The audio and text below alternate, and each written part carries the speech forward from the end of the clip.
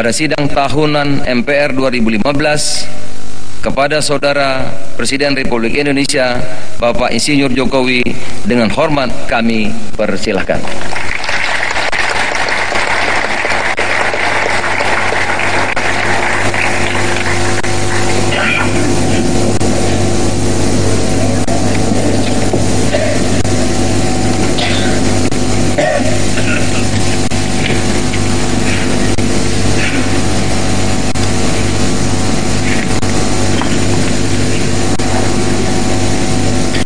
Bismillahirrahmanirrahim.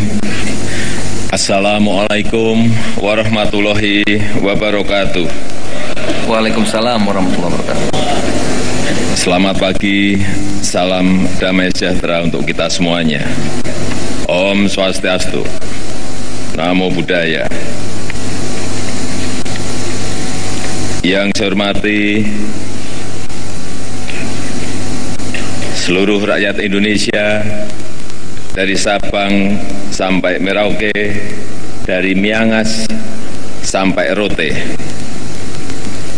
Yang saya hormati ketua, para wakil ketua, dan para anggota Majelis Permusyawaratan Rakyat Republik Indonesia. Yang saya hormati ketua, para wakil ketua, para anggota lembaga-lembaga negara. Yang saya hormati para menteri dan pimpinan lembaga pemerintah non-kementerian. Yang saya hormati Bapak B.J. Habibie, Presiden Republik Indonesia ketiga.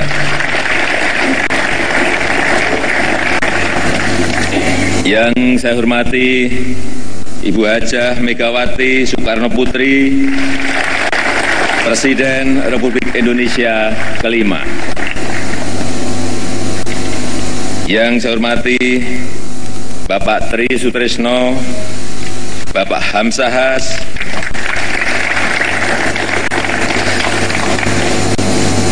Bapak Budiono, beserta Ibu Irawati Budiono. Yang saya hormati para duta besar negara-negara sahabat dan para pimpinan perwakilan badan dan organisasi internasional. Saudara-saudaraku sebangsa dan setanah air, hadirin sekalian yang berbahagia. Mengawali pidato ini, saya mengajak hadirin untuk bersyukur kehadirat Allah Subhanahu wa Ta'ala, Tuhan Yang Maha Esa. Karena atas karunia-Nya kita dapat menghadiri sidang paripurna dalam rangka sidang tahunan Majelis Permusyawaratan Rakyat Republik Indonesia.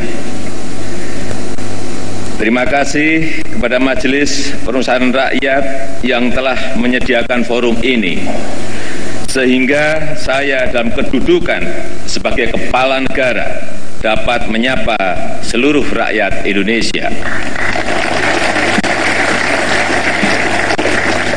Melalui forum ini, sebagai kepala negara, saya dapat menyampaikan laporan singkat kepada seluruh rakyat Indonesia tentang peran lembaga-lembaga negara.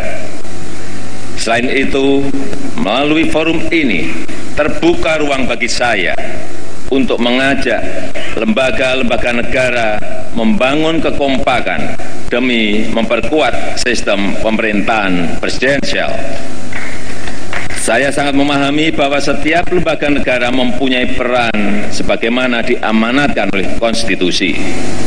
Oleh sebab itu, kekompakan lembaga-lembaga negara sangat diperlukan dalam perjuangan untuk mewujudkan janji kemerdekaan sebagaimana termaktub dalam pembukaan Undang-Undang Dasar 1945.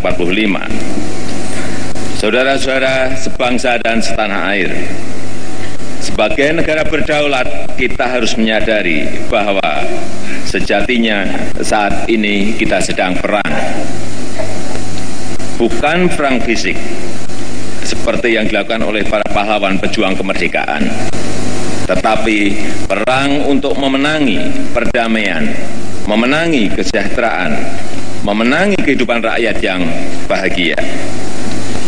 Kemenangan perang untuk memuliakan rakyat tersebut hanya terwujud kalau seluruh elemen dalam negara Kesatuan Republik Indonesia, khususnya lembaga-lembaga negara, bersatu padu dan tidak terjebak pada ego masing-masing. Secara bersama-sama kita perkuat kedaulatan politik, kemandirian ekonomi, dan kepribadian kita. Trisakti harus menjadi strategi utama dalam membendung upaya bangsa lain untuk merongrong kedaulatan, kesejahteraan, dan karakter bangsa Indonesia. Melihat modal sosial dan modal ekonomi yang kita miliki, peluang Indonesia untuk menjadi negara maju dan sejahtera sebenarnya terbuka lebar. Indonesia mempunyai jumlah penduduk yang besar dan kreatif, kelas menengah yang semakin besar, sistem politik yang demokratis, masyarakat muslim yang moderat, dan menjadi kekuatan ekonomi ke-16 dunia dengan pendapatan produk domestik bruto sekitar 10.000 triliun rupiah. Dengan kerja keras, optimisme, dan mengubah sikap konsumtif menjadi produktif, kita akan bermartabat di antara bangsa-bangsa di dunia.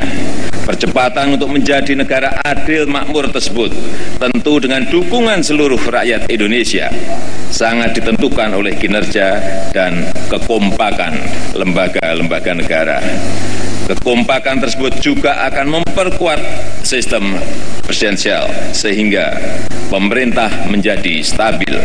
Dengan demikian, pemerintah akan mampu melindungi segenap bangsa Indonesia dan seluruh tumpah darah Indonesia, memajukan kesejahteraan umum, mencerdaskan kehidupan bangsa, dan ikut melaksanakan ketertiban dunia yang berdasarkan kemerdekaan, perdamaian abadi, dan keadilan sosial.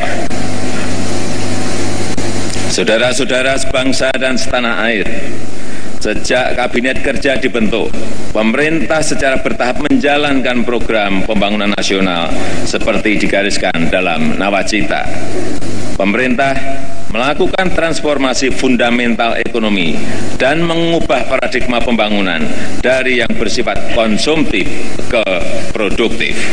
Untuk mengungkit pertumbuhan ekonomi, selain mendorong berkembangnya ekonomi kreatif, pemerintah fokus melakukan pembangunan infrastruktur seperti jalan tol, jalur kereta api, pelabuhan, waduk, dan pembangkit listrik. Pemerintah juga mengalihkan subsidi BBM ke sektor-sektor produktif dan jaring pengaman sosial. Kini pemerintah sedang membagikan Kartu Indonesia Sehat, Kartu Indonesia Pintar, Kartu Keluarga Sejahtera, dan asistensi sosial untuk penyandang disabilitas berat. Pemerintah mengakui masih banyak persoalan yang menghadang kita.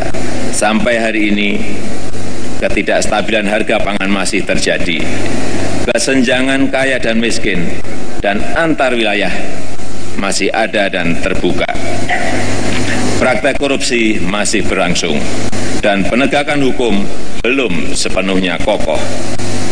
Pemerintah akan bekerja keras untuk memerangi persoalan-persoalan tersebut, khususnya untuk ranah politik, terutama menyangkut pertentangan internal di beberapa partai politik. Pemerintah bersikap netral dan berharap persoalan yang ada bisa diselesaikan dengan baik. Sementara itu, perombakan Kabinet Kerja yang baru saja saya lakukan pada dasarnya adalah untuk meningkatkan kinerja pemerintah sehingga percepatan pembangunan nasional bisa terwujud.